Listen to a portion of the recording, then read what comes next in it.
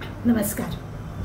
आपण 16व्या अध्यायाच्या दैवी गुणांचा अभ्यास केला आणि मग चौथ्या श्लोकांपासून असुरी, आता गुण म्हणवत नाही आपल्याला, पण असुरी गोष्टी ज्या आहेत त्याची ओळख. गुण 26 होते आणि असुरी गुण मात्र 6च आहेत.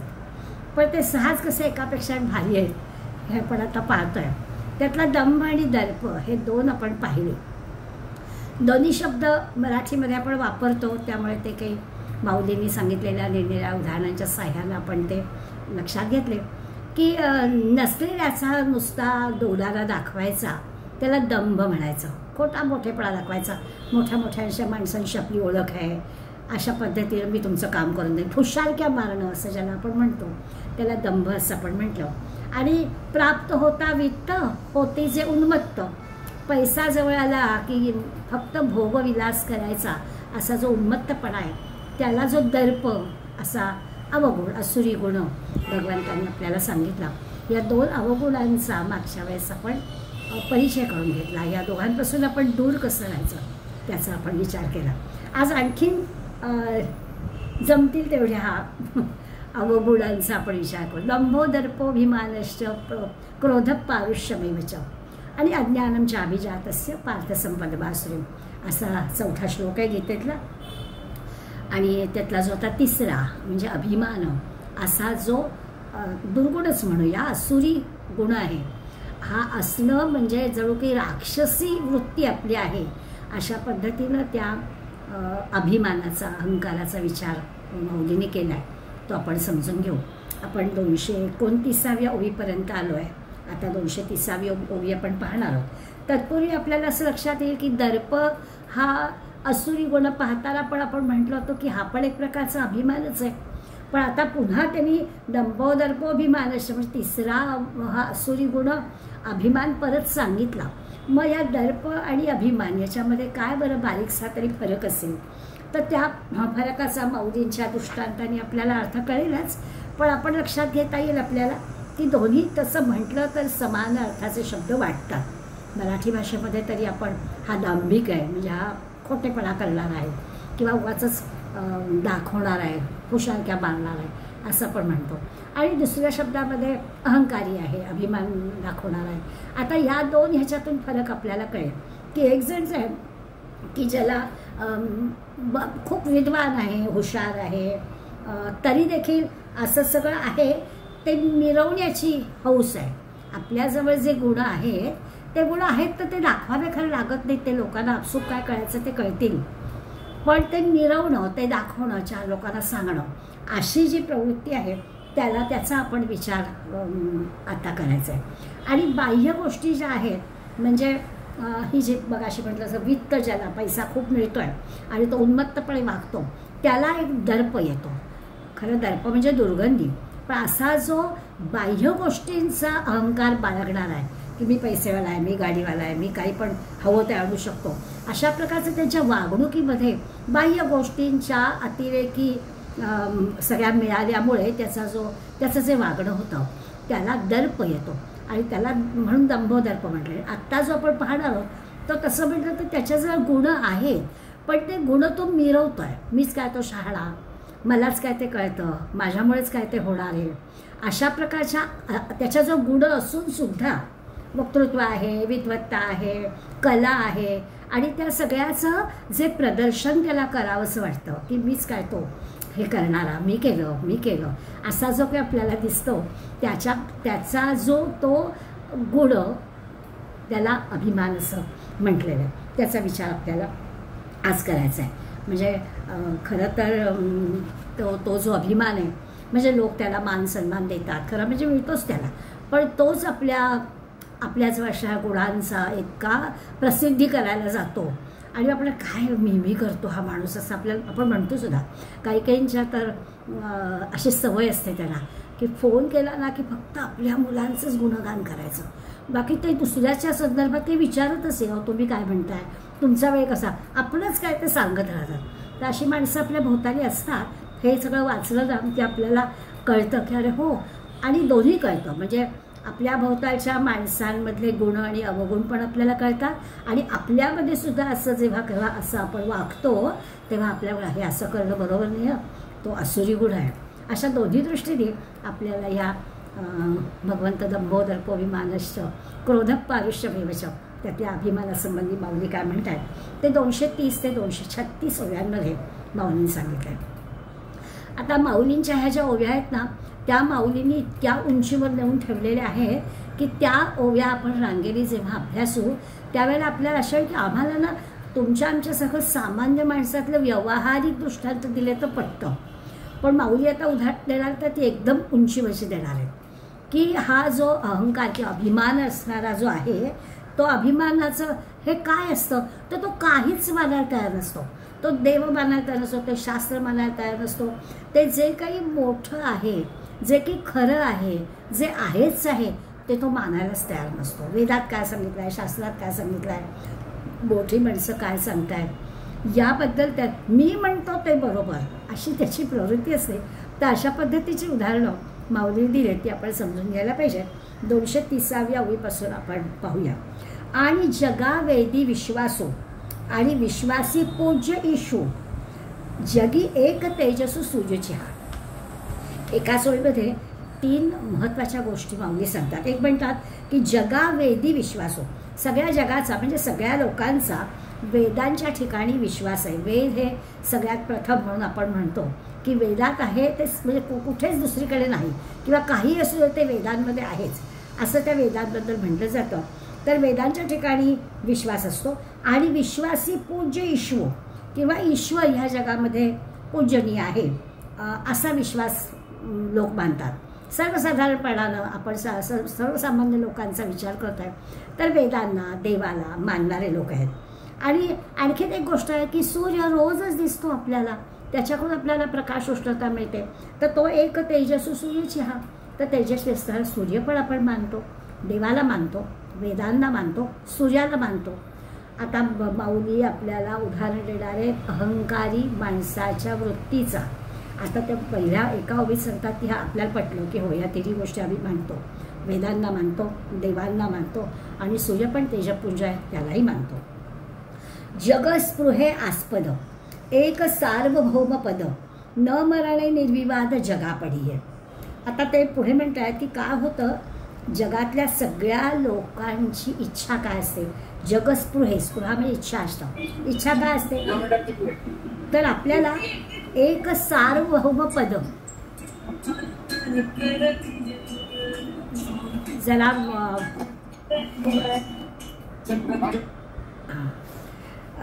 एक सार्वभौम पद म्हणजे प्रत्येक ह्या जगातल्या प्रत्येक माणसाला आपल्याला काहीतरी मोठं पद मिळावं.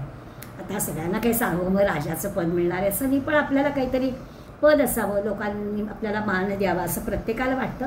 आणखीन एक गोष्ट महत्त्वाची वाटते की आपण अमरपट्टा घेऊन आलो आहे. न मरणे निर्विवाद जगापडीये हे आपल्याला आवडतं. पडीये म्हणजे आवडणं.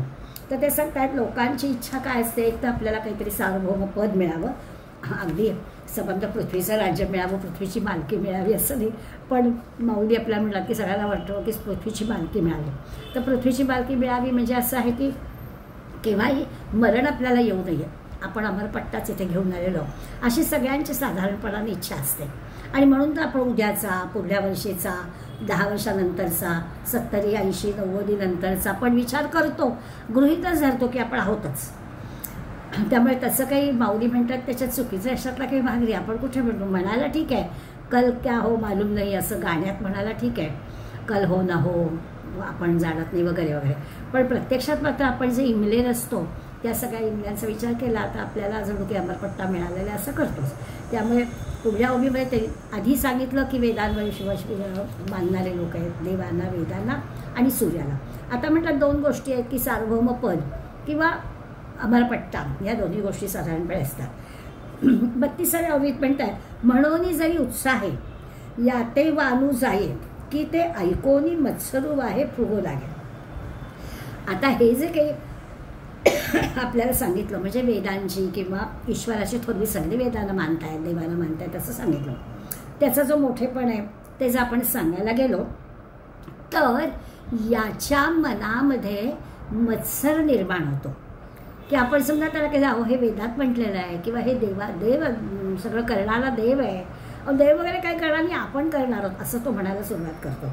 त्यामुळे म्हणून उत्साह आहे याते वानू जाये की ते ऐकोनी मत्सर वाट फुगो लागेल.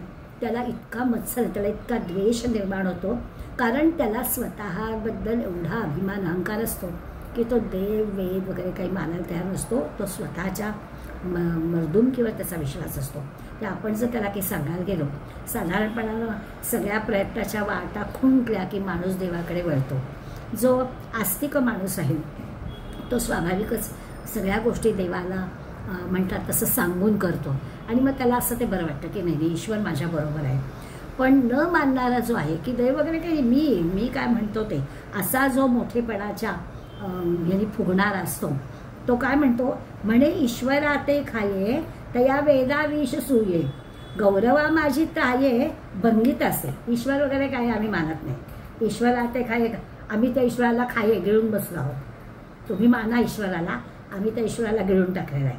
तया वेदा विष सुये म्हणजे काय, तर वेद वगैरे सगळ्या गोष्टी आहेत ना त्या पण आम्ही विष घालून मारून टाकलेल्या आहेत. त्यामुळे वेद आम्ही जाणत नाही, देव आम्ही जाणत नाही. बरं गौरवा माझी त्राये भंगीत असेल. अगदी कोणी श्रेष्ठातला श्रेष्ठ जरी असला किंवा अगदी रक्षण करणारा वगैरे जरी असला तरी देखील आम्ही त्याला पराभूत करू शकू. त्यामुळे आमच्यापुढे कोणी टिकाव धरणार नाही, अशा प्रकारचा अहंकार त्याला असतो. आता हे उदाहरण आपण जेव्हा 3-4 ओव्या या वाचतो तेव्हा आपल्याला असं वाटतं की कोणी सामान्य माणूस आम्ही असं जे काही भोवताली आपल्या सगळा गोतावळा असतो त्याच्यात असं नसतं. इतका काही अभिमान कोणी ठेवत नाही. देवाला मानणारे, वेदाला मानणारे, कोणी मोठं सांगेल त्याचं ऐकणारे असे असतात. त्यामुळे ही जी काही वेदांना दिलेली प्रतिष्ठा आहे किंवा देवांबद्दलचा आपल्या मनात जो एक आदराचा किंवा एक विश्वासाचा भाग आहे याच्यासाठी, पण याला हे मान्य नसतं. त्यामुळे त्याला असं वाटतं माझ्याजवळ सगळी शक्ती आहे, देवाच्या आणि वेदाच्या ह्याच्यात ते देईल, असा तो या गोष्टींचा आपण अपमान करतो, त्याला अहंकार म्हणायचं. मग या दुसरी बाजू या सगळ्या 4 ओव्या आपण अभ्यासल्या की आपल्याला वाटतं चला आपण अहंकारी नाही, पण आपण असं की देवांना वेदांना काही म्हणत नाही बाबा. माऊलीने काय सांगितलं, यांना असं म्हणणारे त्यांना चांगलं म्हटलं की यांना राग येतो, अशा प्रकारचा जो आहे तो अहंकारी आहे. मग आपण काही नाही. पण पुढे म्हणतात पतंगा नावडे ज्योती खद्योता भानूची खंती टिटिभीने अपामपती वैरी केला. ही ओवी महत्त्वाची आहे. या ओवीमध्ये 3 उदाहरणं आपल्याला दिली. काय म्हणतात की पतंग नावाचा जो तो कीटक आहे तो काय करतो, दिव्याच्या ज्योतीकडे आकर्षित होतो. पतंग नावडे ज्योती, खरं म्हणजे ती दिव्याची ज्योत त्याला आवडायला नकोच, कारण तिथे त्याचा धादांत मृत्यू आहे. खद्योता भानूची खंती, खद्योत म्हणजे काजवा, आणि तो सूर्य आहे.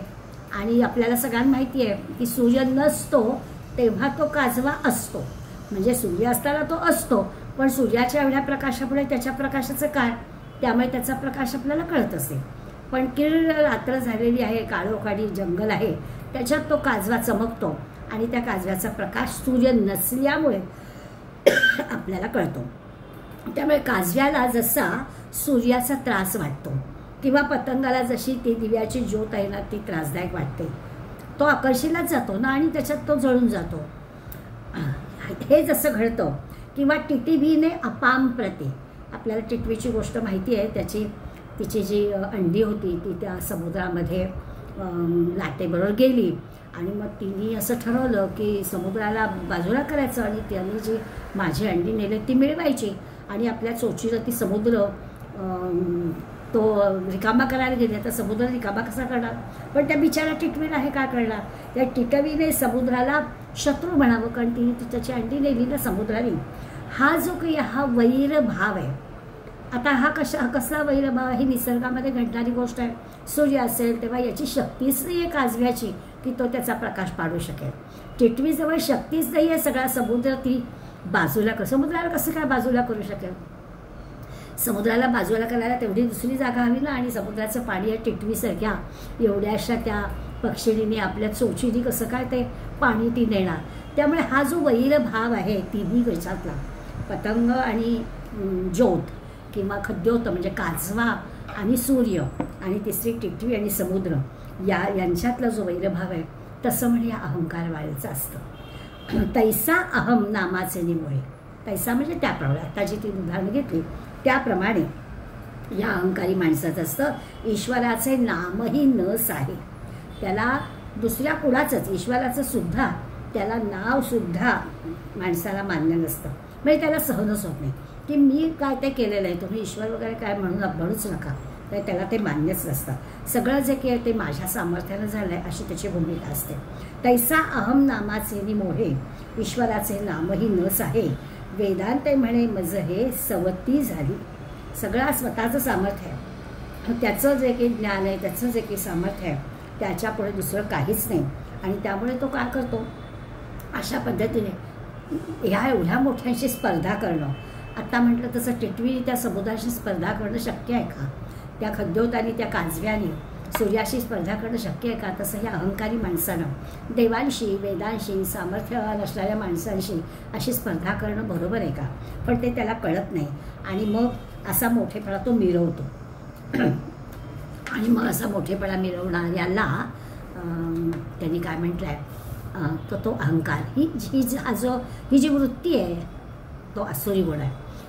एक उदाहरण म्हणून आपल्याला कदाचित आपण वाचलं असेल, माहिती असेल, JRD टाटा एकदा विमान प्रवासामध्ये एक्झिक्युटिव्ह याच्यामध्ये तिकीट काढून बसलेले होते आणि शेजारची सीट दिलीप कुमार बसला होता. येणारा जाणारा प्रत्येकजण त्या दिलीप कुमाराला ओळखत होता म्हणजे त्याला दिलीप कुमार माहिती होता, दिलीप कुमारला काही बाकीचं माहिती असण्याचं कारण नाही, पण जो तो त्याला आवर्जून अगदी येऊन डोकावून पाहत होता. आणि JRD टाटाने शेजारी बसणाऱ्या दिलीप कुमाराला साधं म्हणजे ओळखलं पण नाही. आणि हे ओळखलं नाही म्हटल्यावर दिलीप कुमारला आश्चर्य वाटलं आणि मग न राहून दिलीप कुमारने त्यांना विचारलं की तुम्ही मला ओळखलं नाहीत का. तर JRD टाटा शांतपणे म्हणाले की नाही, काय आपलं नाव. मग त्यांनी सांगितलं होतं, म्हणाले अहो माझ्या घरात TV नाही आहे आणि मी सिनेमा वगैरे बघत नाही, त्यामुळे मी तुम्हाला ओळखलं नाही. आणि मग दिलीप कुमारचं लक्षात आलं की आपण स्वतःला किती मोठे समजतो आहे. आता JRD टाटाच्या तुलनेमध्ये काही मी मोठा नाही आहे खरं म्हणजे, पण मी समजतो मी स्वतःला खूप मोठा, पण खरं म्हणजे आपण किती लहान आहोत. यावरून आपल्याला कळेल की नुसतं दाखवायचा बडेजाव दाखवणं जे आहे तो हा अभिमान आहे. त्याला एवढंच हवं असतं की आपला बडेजाव दाखवणं. ईश्वराचं नावसुद्धा घेऊ नका, ते त्याला सहनच होत नाही.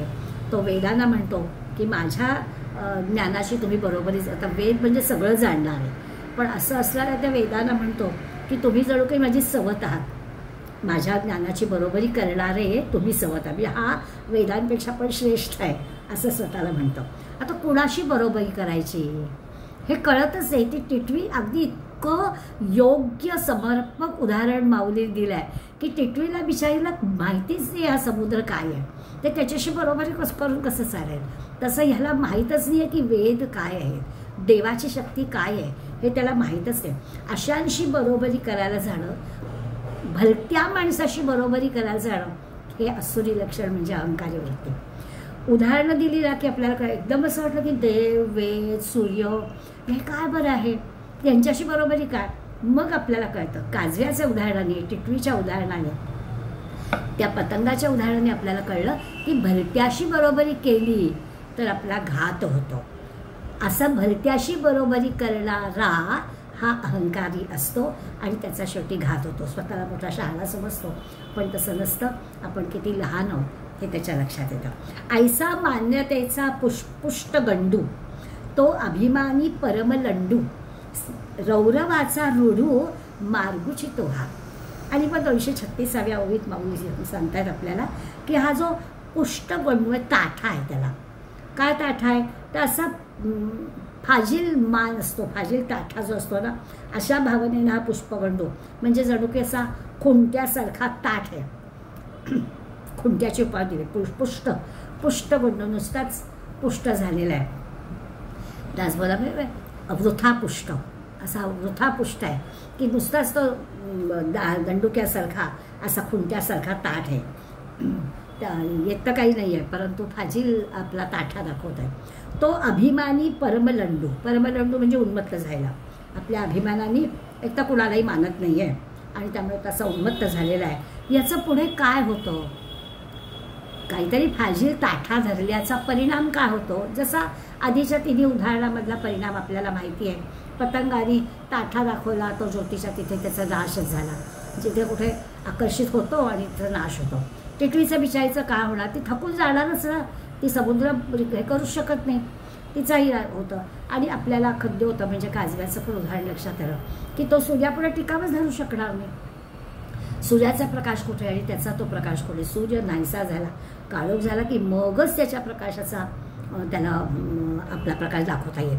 अशा पद्धतीने काय होतं ते रौरवाचा रूढू मार्गोचितो हा असा जो अहंकारी आहे, भलत्या कुठल्या तरी गोष्टीशी बरोबरी करायला जाणं, असा जो फाजील अभिमान दाखवणारा जो आहे, उन्मत्त झालेला आहे, तो खरोखरच रौरव नरकात जाण्याच्या रस्त्याकडे जाणारा आहे. असं हे अभिमान नावाचं असुरी लक्षण माऊलीने आपल्याला पटवून दिलं की भलता ताठा धरू नये. आपल्याला आपलं नेमकं काय आहे अंथरूण ते कळलं पाहिजे. लोकांना हल्ली म्हणतात अंथरूण पाहून पाय पसरावे, अशी आपली जुनी म्हण. लोक असं तर अहो आपलं अंथरूण मोठं करावं, हे त्याला उत्तर नाही आहे. आपल्याला कळलं पाहिजे की आपली कुवत काय आहे आणि त्या कुवतीप्रमाणे आपण करावं. भलत्याचं त्याच्या मागे जाऊ नये आणि त्याची बरोबरी करायला जाऊ नये. आपल्या लहानपणी किती छान छान म्हणी होत्या. एकानं सरी घातली म्हणून आपण गळ्यात दोरी बांधू नये, त्यांनी आपल्याला फास बसेल. अशा पद्धतीनं आपली कुवत ओळखावी, आपली कपॅसिटी लक्षात घ्यावी आणि त्याप्रमाणे आपण वागावं. भलत्याची बरोबरी करायला जाऊ नये. अशी बरोबरी करणं आणि मीच काय तो मोठा आहे असं म्हणणं, ही जी काही अहंकारी वृत्ती आहे, खोट्या अभिमानाची वृत्ती आहे, ती वृत्ती म्हणजे असुरी लक्षण आहे. पुढलं असुरी लक्षण माऊली आपल्याला सांगतात क्रोध. दंभो दर्पोभिमानश्च क्रोधम. आता या क्रोधाबद्दल खरं तर यापूर्वी गीतेमध्ये आणि पर्यायी ज्ञानेश्वरीमध्ये आपण अनेकदा वाचलेलं आहे. क्रोध हा फार फार वाईट आहे आणि तो तर आपल्यासारखा पाशवीला पुजल्यासारखा सारखाच आपल्याला राग येत असतो. आपण जर उठल्यापासून झोपेपर्यंत आपल्या राग येणाऱ्या गोष्टी लक्षात घेतल्या आणि टिपून ठेवायचं म्हटलं तर खरोखरच लक्षात येईल की सारखं आपल्याला राग येणं. घरातच असं नाही, कार्यालयीन ठिकाणी, बाहेर, रस्त्यावर पेपर वाचत असतं तरीसुद्धा आपल्याला किती गोष्टी मनाविरुद्ध वाटतात आणि राग काय ही वृत्ती असं का वाटतात माणसं. त्यामुळे राग येणं ही काही नवीन गोष्ट नाही आहे, की सहजच आपल्याला राग येतो. आपल्या मनासारखं झालं नाही की आपल्याला राग येतो आणि आपल्या मनासारखं ती नीट झाली नाही गोष्ट. कधी कधी असं होतं की आपल्याचमुळे झालं नाही तर आपल्याला राग येतो. म्हणजे दुसऱ्या कोणामुळे जर आपल्या मनासारखं झालं नाही तर राग येणं स्वाभाविक आहे. पण कधी कधी असं होतं की आपणच कारण होतो की आपल्या मनासारखं झालेलं नाही आहे. पदार्थ करायला घेतला आणि नाही आपल्या मनासारखा झाला तर आपल्यालाच राग येतो. तर असं घडतं व्यावहारिक ह्याच्यातलं. तर आपण नेहमी हा अनुभव घेतो की घडत असणाऱ्या गोष्टींमध्ये कधी दुसऱ्याबद्दल किंवा कधी स्वतःबद्दल राग येतो. याचा अर्थ असा आहे की ज्याचा अडथळा आपल्याला येतो त्याच्याबद्दल आपल्याला राग येतो किंवा ज्याने आपल्याला आपण जे करतो आहे त्याच्यामध्ये काहीतरी अडचण निर्माण केलेली आहे त्याच्यामुळे आपल्याला झालं नाही मनासारखं, मग आपल्याला राग येतो. व्याख्या करतात क्रोधो ही शत्रू प्रथमो नराणाम. नराणाम म्हणजे माणसांचा पहिला शत्रू क्रोध आहे. गीतेमध्ये क्रोधात भवती सम्मोहात, सम्मोहात स्मृतिविभ्रमा, स्मृतिभ्रंशात बुद्धिनाश, बुद्धिनाशात प्रणश्यते. शेवटी त्याचा ठरलेलंच आहे नाश. राग येणाऱ्या माणसाचा नाश हे ठरलेलंच आहे असं गीतेने आधीच सांगितलं आहे. आता आपण पाहणार आहोत की क्रोधो ही शत्रू प्रथमो नराणाम. सुभाषितकार म्हणतात की माणसाचा पहिला शत्रू क्रोध आहे. आणि मग तो काय होतो, कसा आहे, देहस्थितो देह विनाशनाय. गीतेत सांगितल्याप्रमाणे तो देहातच राहतो आणि देहाचा नाश करतो. राग हा आहेच पहिला शत्रू आहे आणि हा शत्रू राहतो आपल्याजवळच आणि आपलाच नाश करतो. लगेच उदाहरण देतात सुभाषितकार. हे तर आपल्याला कळलं की राग आपल्यालाच येतो, तो आपला शत्रू आहे, तो आपल्यामध्येच राहतो आणि आपलाच नाश करतो. कसा, यथास्थितः काष्ठगतो हि वन्नी. जसा लाकडामध्ये अग्नी स्थित आहे, लाकडामध्ये अग्नी स्थित आहेच, स एव वह्निः दहते शरीरम. आणि मग तोच अग्नी ते लाकूड सगळं नाहीसं करतं, जाळून टाकलं जातं. अग्नी लागला, अग्नी आहेच आतमध्ये ना, तो ते जसं घडतं तसंच आहे की या शरीरातच हा क्रोध आहे, या देहातच क्रोध आहे आणि त्यामुळे क्रोध या देहाचा नाश करतो. अशा या क्रोधाबद्दल माऊलींनी तर छान ओव्या दिल्याच आहेत, त्या आपण अभ्यासणारच आपल्याला. या क्रोधाबद्दल आपल्या प्रत्येकाला त्याची चांगली ओळख आहे. पण बऱ्याचदा असं होतं की क्रोधामध्ये वेगवेगळे प्रकार असतात. निदान आपण असं पाहायला पाहिजे की दुसऱ्याचं चांगलं झालं तर आपल्याला राग येऊ नये. छान, तर तो राग येऊन काय करायचा, तर दुसऱ्याचं चांगलं ज्याला पाहवत नाही त्याला जो आतल्यात रागा त्याचा होतो, राग येतो, ते नाश पावणार आहे. असं करू नये. दुसऱ्याचं चांगलं झालेलं, दुसऱ्याचं भाग्य पाहून आपल्याला खरा आनंद झाला पाहिजे. पण जेव्हा त्याला राग येतो, दुसऱ्याच्या चांगल्या झालेल्या गोष्टीचा जेव्हा राग येतो, तेव्हा तो असुर आहे, राक्षस आहे. त्याला राक्षसी वृत्ती म्हटलेलं आहे. आपण मार्दवतेनं विचार केला की ठीक आहे, त्याचं चांगलं झालं ना, छान आनंद आहे, ती झाली मार्दवता. ते आपण दैवी गुणांमध्ये पाहिलं आहे. इथे आपल्याला लक्षात येईल की हा जो आहे तो काय आहे, तर दुसऱ्याचं भलं झालेलं ज्याला पाहवत नाही तो राक्षस आहे, असुरी त्याच्याजवळ गुण आहे. त्याच्यानंतर मग आणखी जो की एक होतं की आधी काहीतरी इच्छा होते, मग ती इच्छा पुरी होत नाही म्हणून राग येतो.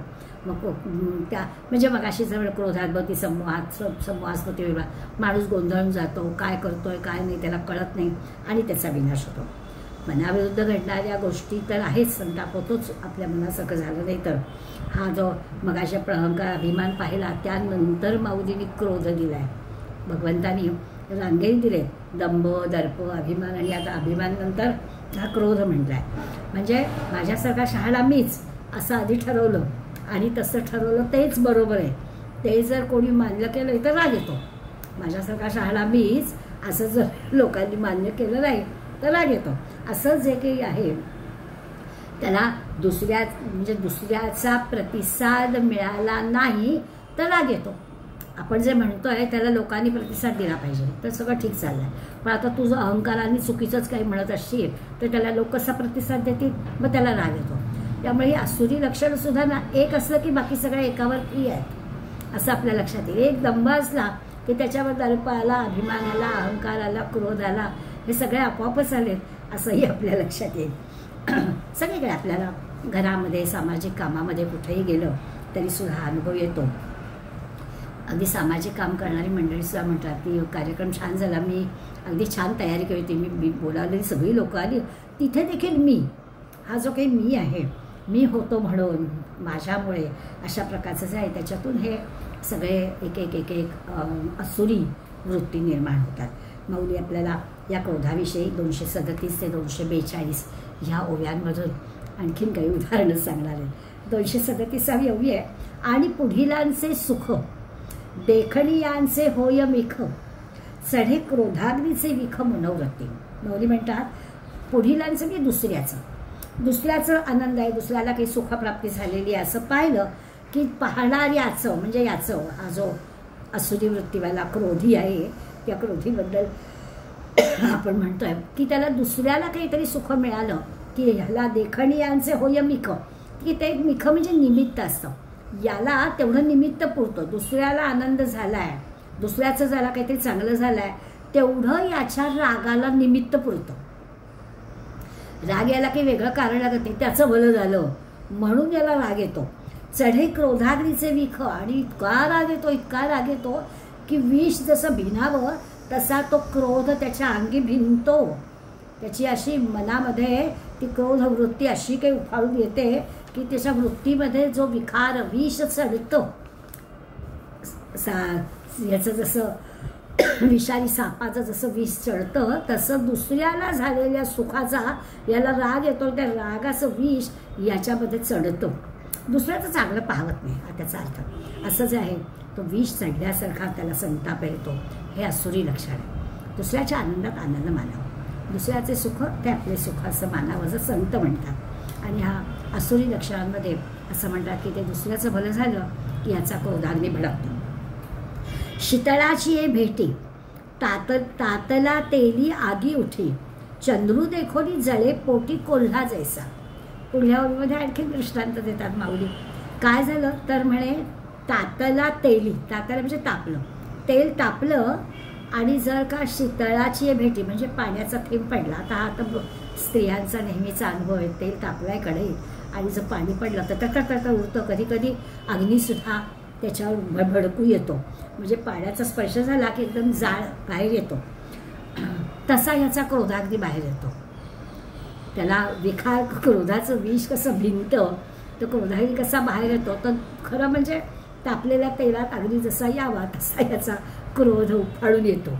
आणखीन कसा येतो, चंद्रू देखोनी जळे पोटी कोल्हा. कोल्ह्याला म्हणे चांदणं आवडत नाही. त्यावेळेस पौर्णिमेच्या चांदणं दिसलं की कोल्हा रागावतो, भडकतो, त्याला अजिबात आवडत नाही. आता आपल्याला काय माहिती क्रोधा, पण माऊली म्हणतात म्हणजे बरोबर आहे की चंद्राचं आणि कोल्ह्याचं काहीतरी हे आहे. त्यामुळे चांदणं त्याला अजिबात आवडत नाही आणि कोल्हा फार रागावतो, चळफळतो, त्याला राग येतो. आणखी उदाहरणं देतात. विश्वाचे आयुष्य नेणे उजळे, जेणे उजळे, तो सूर्य उदयला देखोनी सकळे, पापिया फुटती डोळे डुडुळाचे. डुडुळ म्हणजे घुबड. तिसरं उदाहरण देतात माऊली. पहिला पण पाहिलं की तेलात पाण्याचा थेंब पडला तर अग्नी येतो, ते पाहिलं. चंद्राचं पाहिलं की त्या कोल्ह्याला काही चंद्र म्हणजे पौर्णिमेचा चंद्राचे किरण आवडत नाहीत, त्यामुळे तो रागावतो. आता ते म्हणताय की सूर्य उगवला की खरं तर सगळ्या जगाचं व्यवहार सुरू होतात ना.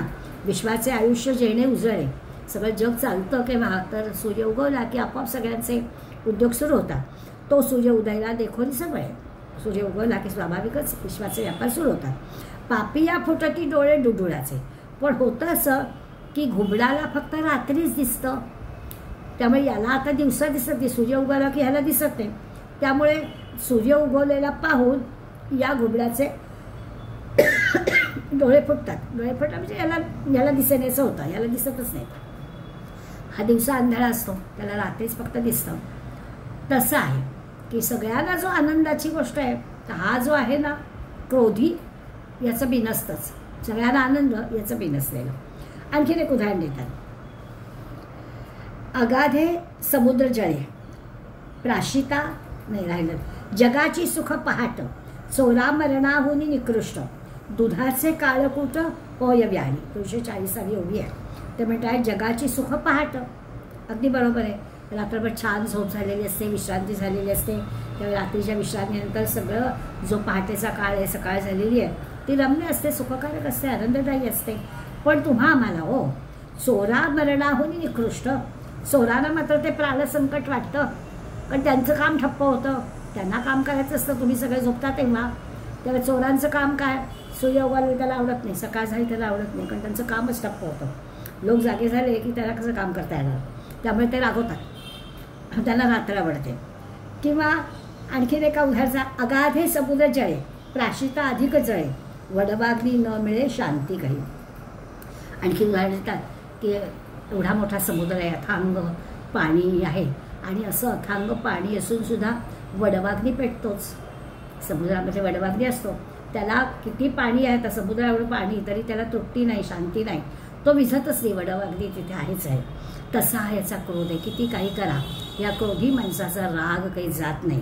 अगाधे समुद्र जले, प्राशिता अधिक जळे, वडवाग्नी न मिळे शांती काही. त्या वडवाग्नीला काही शांती नाही. तैसा म्हणजे आता एवढी उदाहरणे दिली आहेत. तैसा विद्या विनोद विभवे, देखे पुढीलांची दैवे, तव तव रोषू दुणावे, क्रोधू तोत जाणं. असं असतं की आपल्या भोवतालच्या मंडळीमध्ये, कुटुंबामध्ये, समाजामध्ये प्रतिष्ठित, विद्वान, प्रसन्न, उत्साही, उद्योगी, हुशार अशी सगळी छान स्वभावाची, सगळ्या स्वभावाची अशी सगळी समृद्ध ऐश्वर्य संपन्न अशी सगळी मंडळी असली, त्यांचं बोलणं ऐकून ह्याचा क्रोध दुप्पट वाढतो. तव तव रोषू दुणावे, दुणावे म्हणजे दुप्पट वाढतो. भोवताली चांगली चांगली माणसं आहेत, त्यांच्याजवळ सगळ्या कला आहेत, सद्गुण आहेत, आणि ते सगळं जेव्हा आपण सांगतो तो आणखीन राग उफाळून येतो, त्याला क्रोध म्हणायचं. छान माऊलीने आपल्याला सांगितलं. 238 ते 242 ओव्यांमध्ये जी उदाहरणं दिली त्याच्यावर आपल्याला चांगलं की खरंच राग काय म्हणजे राग नुकसान किती करतं माणसाचं, त्या सगळ्या उदाहरणावरून आपल्याला कळेल. सगळी उदाहरणं आपल्या व्यवहारातली आहेत. अगदी तापलेल्या तेलापासून आपल्याला कळलं की जरा त्याच्यात पाण्याचे थेंब पडले की ज्वाळा भडकते, तो तसा याचा क्रोध वर येतो. कोल्हा त्याला रात्र म्हणजे त्याला शिकार करता येते ना, रात्र आवडत नाही म्हणजे काय, तर चांदण्या रात्री तो रात्री शिकार करणार, पण चांदणी रात्र असेल तर कशी काय शिकार करता येणार, म्हणून त्याला रात्र आवडत नाही. तसं ह्याचं आहे की ह्याला जे करायचं असतं सगळी भोवतालीचं सगळं चांगलं आहे, तर उगाच आपल्या मनासारखं होते म्हणून राग येणं, अशा प्रकारचं. म्हणजे सगळ्यांना जे आवडतं ना, सगळ्याला चांदणं आवडतं, याला आवडत नाही, याचा लगेच चटपाट होतो कोल्ह्यासारखा.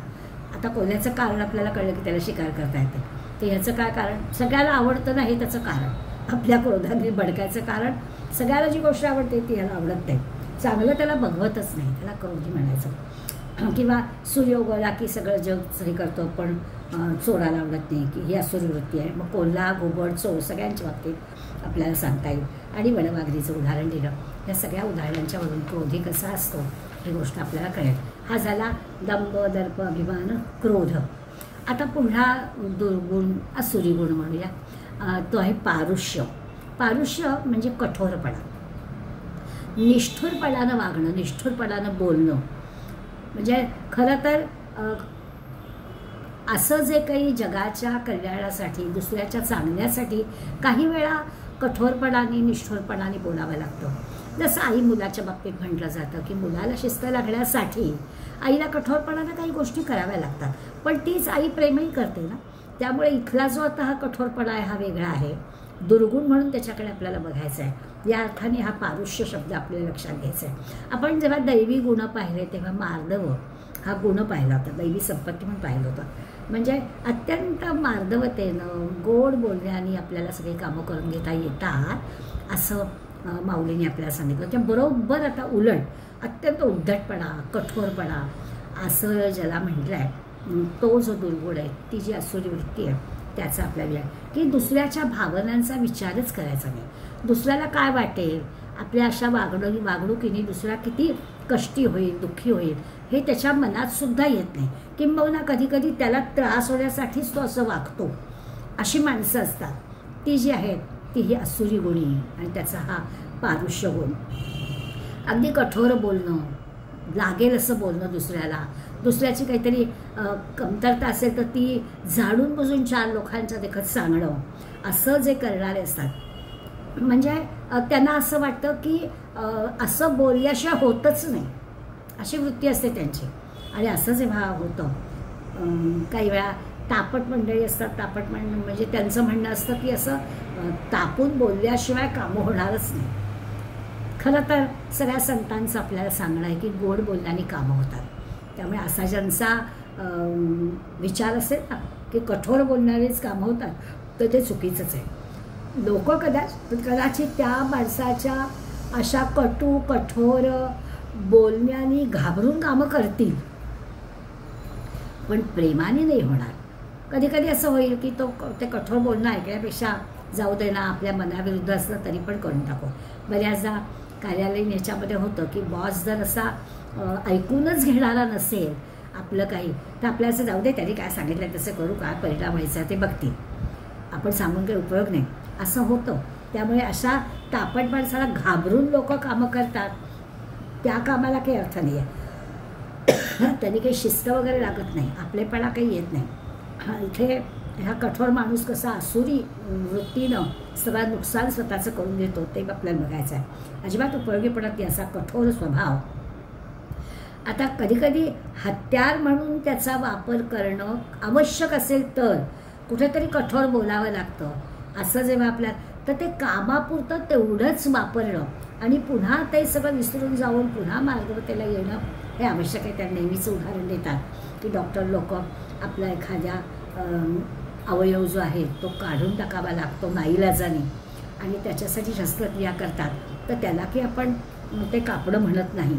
त्यामुळे एक सर्जन आहे, त्या सर्जनाच्या हातातलं जे हत्यार आहे ते आपल्या भल्यासाठी आहे.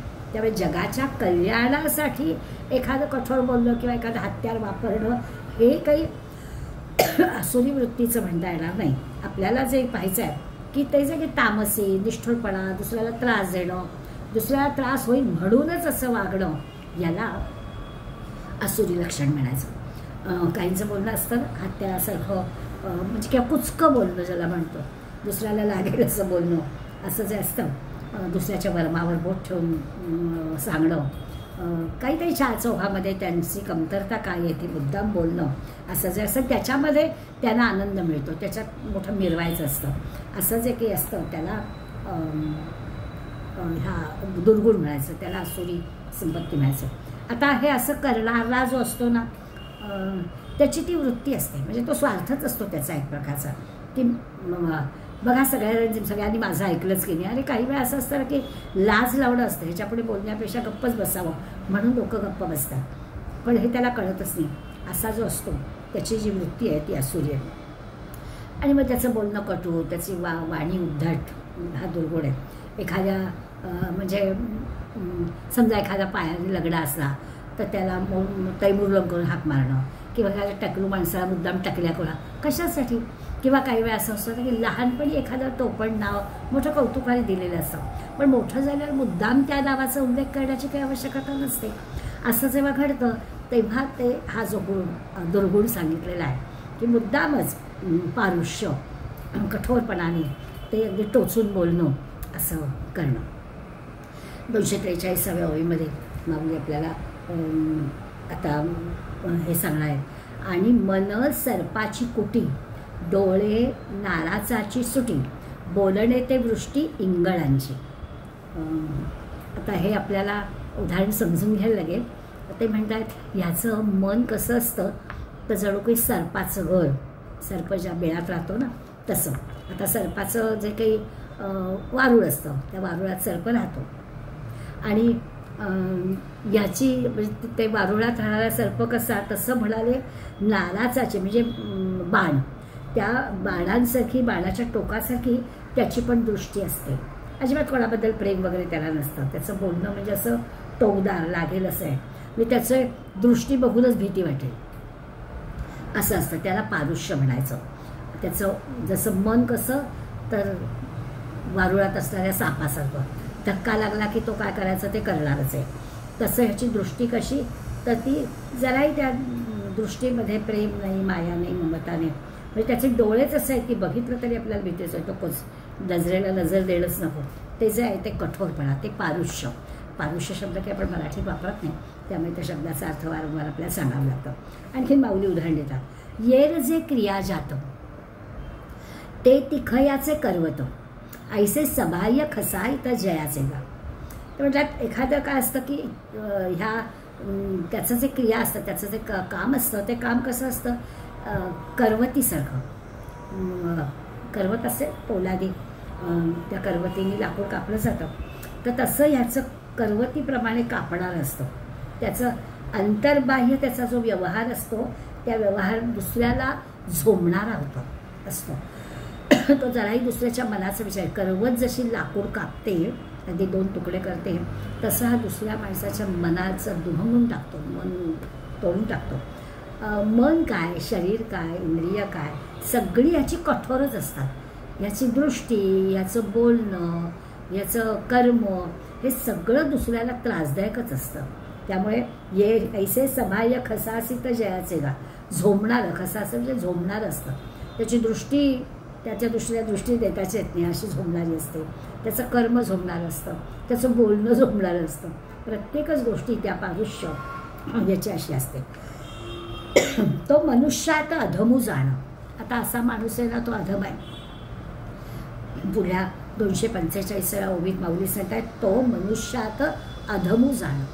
असा जो आहे तो अधमातला अधम झाला. मी मगाशी म्हटलं तसं की दंभोदर्प अभिमानश्य क्रोध पारुष्य इथपर्यंत आपण आलो.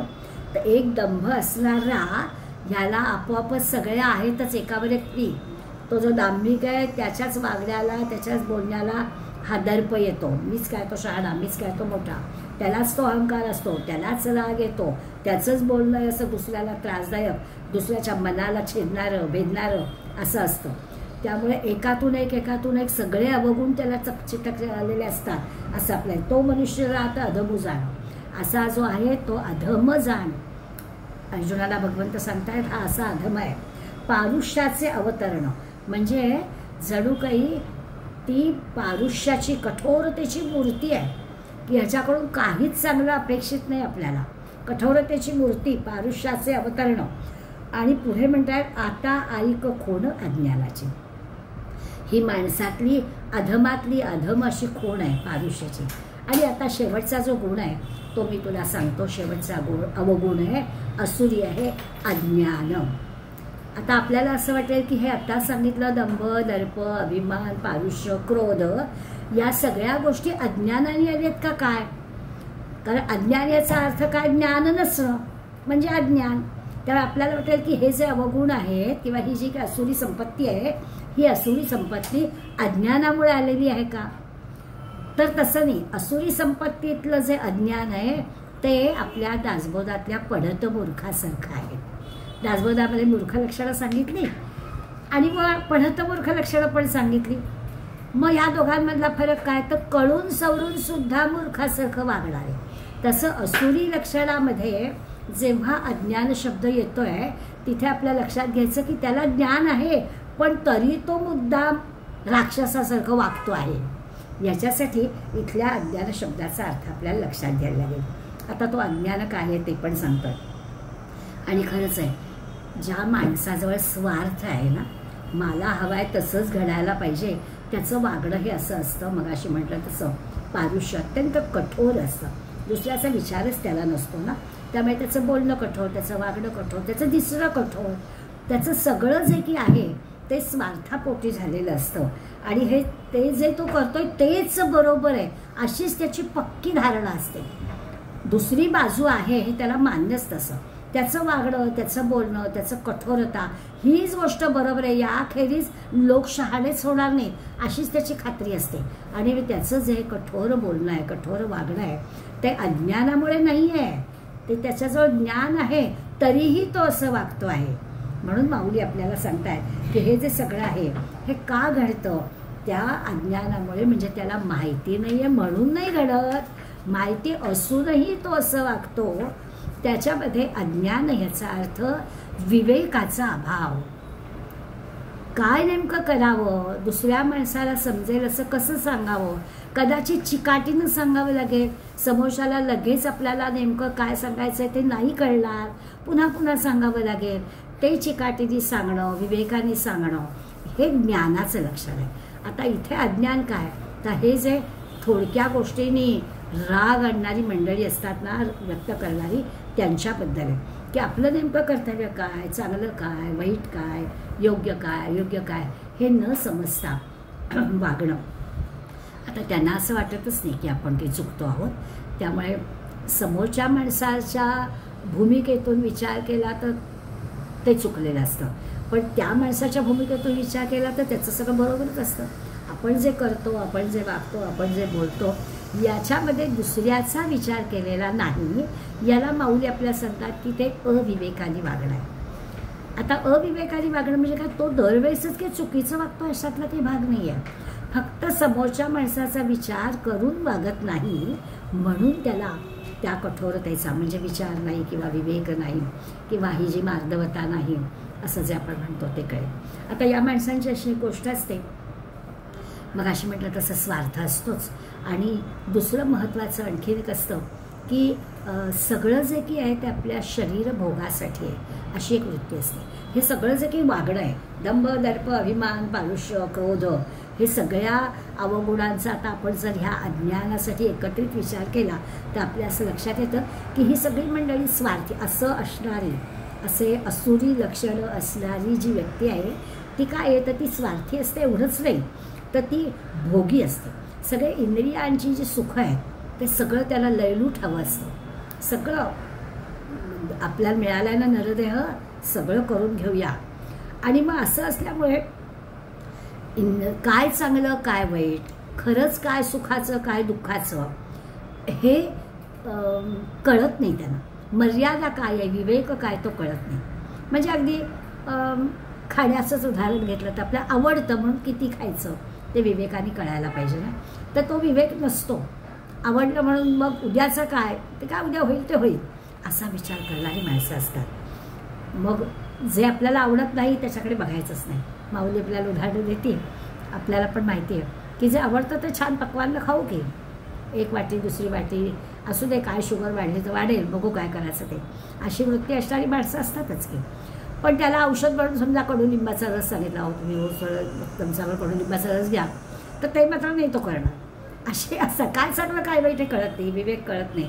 अशा मंडळींच्याबद्दल ते आपल्याला सांगणार आहेत की असं स्वतःचंच कशात कल्याण आहे त्यांना कळत नाही. चांगलं जे काही आहे ते करावंसं वाटत नाही, जे काही वाईट आहे तेच या लोकांना करावं. असुरी ना, म्हणजे आपण नेहमी असुर म्हटलं, राक्षस म्हटलं की आपल्याला रावण जे आपल्याला लक्षात येतं की रावणाचं काही त्याला कळत होतं की आपलं वागणं चुकीचं आहे, तरीही तो ते वागत होता. दुर्योधनाच्या बाबतीत नेहमी म्हटलं की त्याला कळतंय, पण म्हणाला मला कळत असलं तरी मला असंच वागावंसं वाटतं, काय चांगलं ते मला कळत आहे पण मला वागावंसंच वाटत नाही, असं कर्णाने पण उत्तर दिलेलं आहे. त्यामुळे ही सगळी मंडळी जी आहे या मंडळींच्या बाबतीत आपल्याला लक्षात येतं की ह्यांच्याच वर्षा हे सगळे दुर्गुण आहे ते का आहेत, तर त्यांचं वर्तन हे असं असतं. त्यातला हा 6वा जो असुरी गुण ते म्हणजे अज्ञान. आणि ते अज्ञान कसलं तर त्यांना माहीत नाही असं नाही, परंतु त्या विवेकाने कुठे थांबायचं हे त्यांना कळत नाही आणि त्याचा हा परिणाम. इंद्रियांना जे काही विषय आहेत त्या विषयांचे ज्ञान असणं हे बरोबरच आहे, त्या बाबतीत काहीच प्रश्न नाही, परंतु त्याचं जे प्रमाण आहे त्या सगळ्या इंद्रियांच्या आवडणाऱ्या गोष्टींचं प्रमाणामध्ये हे करणं आवश्यक आहे असा विचार करावा. घरामध्ये TV आहे म्हणून तो उजाडण्यापासून झोपेपर्यंत चालूच ठेवणं हा काही भाग नाही. आपल्याला नेमकं त्यातलं काय घ्यायचं आहे. जसं आता सगळ्याच ह्याच्याबद्दल बोललं जातं, मोबाईल म्हणजे आता त्याचं इतकं झालं आहे की तो म्हणजे आपल्या एक शरीराचा अवयवच जणू काही झालेला आहे. तर आपल्याला ते प्रमाणात त्याचा वापर करता येणं आवश्यक आहे. चांगल्याच गोष्टींसाठी तो वापरणं, अशा सगळ्या गोष्टी विचारात घ्यायला पाहिजे. म्हणजे परिणामाचा विचार न करणारा जो आहे तो हा असुरी आहे. आपण पुन्हा दैवी गुणांच्या बाजूला येतो, पण आपल्याला सारखं असं वाटतं की अरे हे तर चुकीचं आहे, मग बरोबर काय आहे, तर ते बरोबर काय आहे तर विवेकानं वागणं हे बरोबर आहे.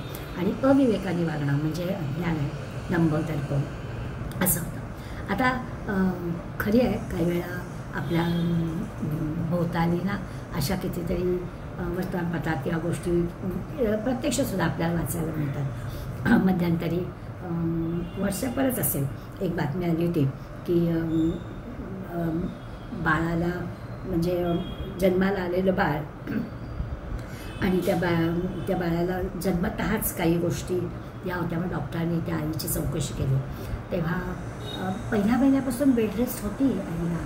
मग तरी काय झालं, मग तो बेडरेस्ट होतो तुम्ही काय करत होतात, आणि मग लक्षात असं आलं की घरात कोणी नाही, कोणी सांगणारं नाही, सांगितलं तरी ऐकतील असं नाही, अशा सगळ्या गोष्टी लक्षात घ्यायच्या.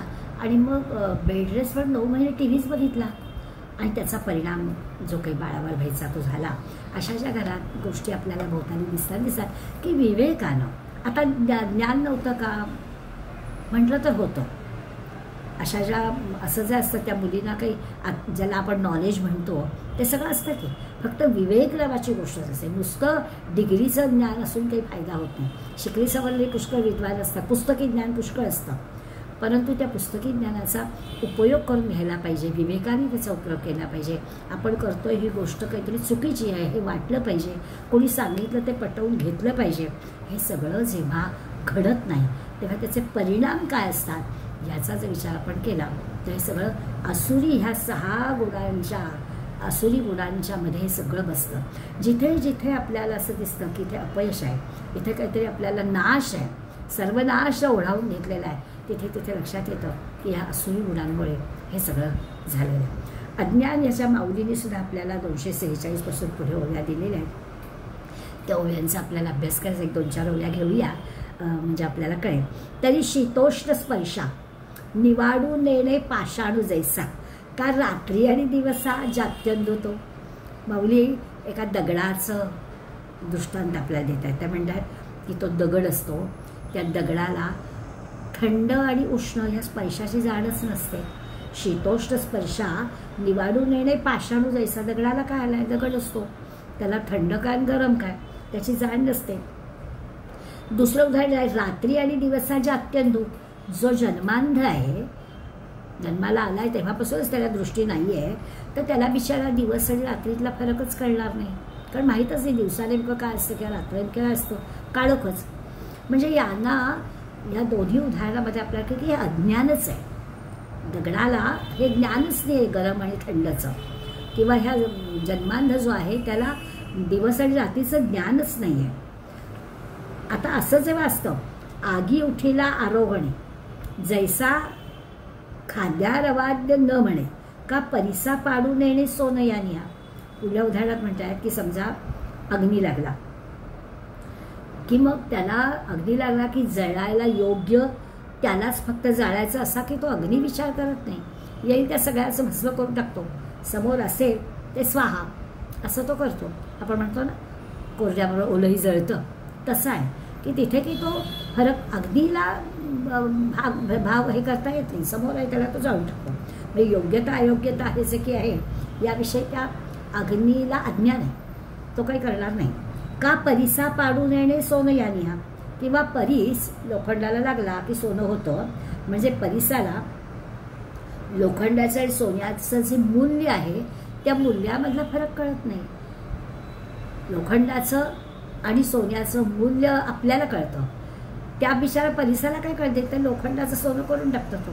त्याला जर ते कळलं असतं तर त्यांनी त्या करडावळ घेतली असते आपल्याकडनं, पण त्याला हे कळतच नाही. त्याच्याबद्दल त्याचं अज्ञान आहे. काय सुंदर चपकळ उदाहरणं माऊली देत आहेत बघा. दगड आहे त्याला शीतोष्ण कळत नाही, किंवा जन्मतः अंध आहे त्याला दिवस रात्र कळत नाही, किंवा जो असा अग्नी आहे तो अग्नी लागला की त्याला ओलं सुख किंवा काय जाळायचं काय जे काही समोर आहे त्याचं तो भस्म करतो. आणि परिसाला लोखंडाचं आणि सोन्याचं मूल्य कळत नाही. इथे सगळीकडे चारी उदाहरणांमध्ये त्यांचं अज्ञान आहे म्हणून त्यांना ते कळत नाही आहे. ना तरी ते नाना रसी रिघोनी दरवी जैसी परी रसस्वादासी चाखो नेणे. अजून उदाहरण देतात की अहो स्वयंपाकघरामध्ये आपण भाजी आमटी वाढायला डाव वापरतो. आता या डावेला त्या भाजी आमटीच्या चवीचा काही संबंध नाही. तुम्ही ती आमरसात घाला, श्रीखंडात घाला, नाहीतर आमटी भाजीत घाला, त्याला काहीच फरक पडत नाही. ज्या पदार्थात डाव आहे त्या पदार्थाविषयीचं ज्ञान त्या डावेला त्या चमच्याला नाही. आपण ठरवतो की आळूची भाजी घ्यायची तर कुठली डाव वापरायची, श्रीखंड वाढायचं असेल तर कुठली डाव वापरायची, हे आपल्याला कळतं. आपण त्या डावेला त्याचं काहीच नाही आहे. कुठल्या पदार्थामध्ये माझा वापर केला जातो याच्याबद्दल ती अज्ञानी आहे, तिला काहीच नाही. का वारा जैसा पारखी नभेची गा मार्गामार्गी विखी तैसे कृत्याकृत विवेकी अंधपणजे. पुढे म्हणतात की हा वारा कसा आहे, तो वारा काही रस्ता ठरवू शकत नाही. सरळ रस्ता तो जाईल तसा, त्याला सरळ रस्ता आहे का आड रस्ता आहे त्याला काही ठरवायचं नसतं. तसं आपलं नेमकं कर्तव्य काय आहे वाऱ्याचं घर तैसे कृत्याकृत विवेकी अंधपणजे. तसं आपलं कर्तव्य काय आहे याविषयी ज्याला काही विचारच नाही, ज्याला काही विवेक नाही, त्याला अज्ञान म्हणायचं. अज्ञान सांगण्यासाठी ते आपल्या सगळ्या काय करणं योग्य काय करणं अयोग्य हे ज्याला समजतच नाही तो अज्ञानी आहे. हे चोख हे मेळ ऐसे नेणून या बाळ देखे ते केवळ मुखीची घाली.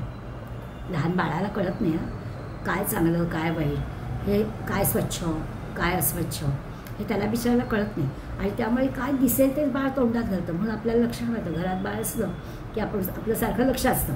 याचं कारण काय त्या बाळाला कळत नाही, ते त्याचं अज्ञान आहे. काय तोंडात घालायचं त्याला माहिती नाही आणि म्हणून ते काहीही ते करतं, त्याचं ते अज्ञान आहे. तैसे पाप पुण्याचे खिचटे करोनी खाता बुद्धी चेष्टे कडू मधुर न वाटे ऐसी जे दशा. तसं आहे की पापपुण्याचा जो भेद आहे ते तो मानतच नाही. ते पापपुण्याची काय खिचडी गेली आहे आणि ते सगळं एकत्र करून टाकलं आहे. त्याच्या सगळ्या क्रिया ज्या आहेत काय चांगलं वाईट योग्य अयोग्य हे सगळं बुद्धीला कळतच नाही. अशी जी काही अविचारी अविवेकी अवस्था आहे त्याला अज्ञान म्हणायचं. म्हणजे अज्ञानामध्ये सगळी एकंदर इन्फॉर्मेशन कमी आहे असं नाही आहे, परंतु सगळं जे काही आहे ते जसं आपण म्हणतो ना हल्लीच्या ह्याच्यात की नुसत्या वर्तमानपत्रातल्या टी व्हीवरच्या बातम्यांमध्ये हे करू नका हां, काय त्यातलं वाचावं, त्यातलं नेमकं काय बरोबर आहे, काय पाहावं या संबंधीचा विचार करावा लागतो. नाहीतर जे काही समोर आहे त्याबद्दलचं विषय केलं तर अविवेकाने अविचाराने भलतंच काय केलं. जे दिसतं ते पाहायचं, जे दिसतं ते खरं मानायचं, असं चालून त्याचा काहीच उपयोग होत नाही. विवेकाने विचाराने जर प्रत्येक गोष्ट केली तर ती ज्ञानाने केल्यासारखी होईल. आणि त्यामुळे अज्ञान आणि ज्ञानातला फरक आपल्याला कळेल. ती आहे नाम अज्ञान या बोला नाही आन. शंकाच नाही आहे, हे सगळं जे की आहे हेच अज्ञान आहे. एवं सारी दोषांचे चिन्ह सांगितले. आणि मग ह्याप्रमाणे सगळं दंभ दर्प अभिमान क्रोध पारुष्य अज्ञान असे 6 दोष, अशी 6 असुरी लक्षणं सांगून झाली. ती आहे नाम अज्ञान या बोला नाही आन. याच्याविषयी काही शंका नाही, अशी 6 दोषांचे चिन्ह सांगितले. असे 6 दोष मी आपल्याला सांगितले. माऊलीने पण निरनिराळ्या उदाहरणांनी आपल्याला ते पटवून दिले. ही असुरी संपत्ती आहे.